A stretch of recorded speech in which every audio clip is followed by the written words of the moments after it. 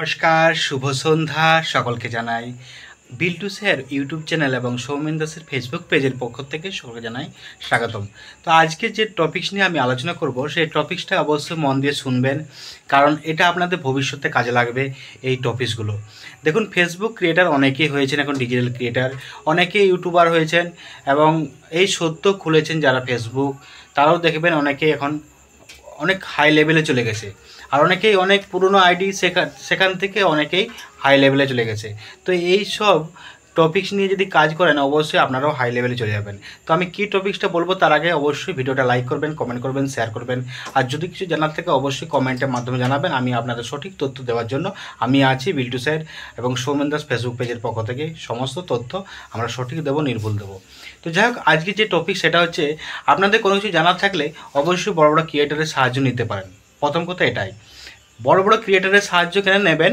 আপনি কোনো একটা ভিডিও আপলোড করছেন, আপনার রিচ প্রবলেম, আপনি নিজের থেকে পারবেন। নিজের থেকে কখন পারবেন? আপনার জন্য অভিজ্ঞতা সঞ্চয় করবেন, তখনই আপনি নিজের থেকে পারবেন।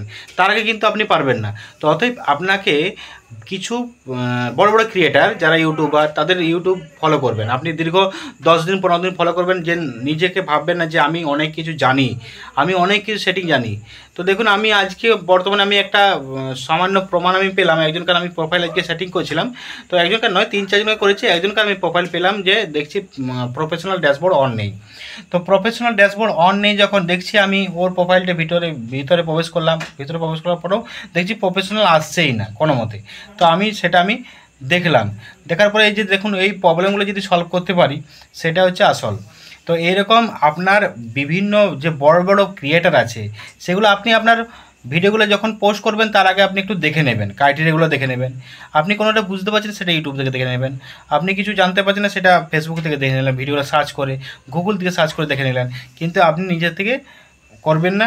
করার আগে ভাববেন 10 বার, আর 2 বার সার্চ করে দেখে নেবেন ভিডিওটা। তবে কী হবে, আপনার ডেভেলপ হবে, রিচ বাড়বে, ভিডিও এমনিতেই গ্রো হবে, ভাইরাল পোস্টে যাবে।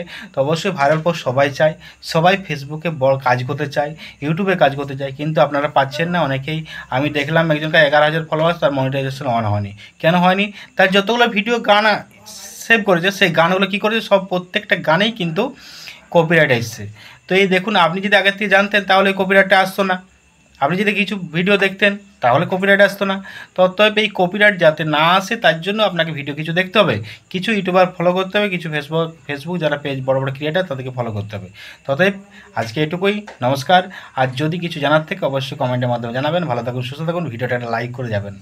আপনারা এসেছেন, আমিও কষ্ট করে ভিডিও করছি, অবশ্যই আপনাদের লাইক আমার চাই।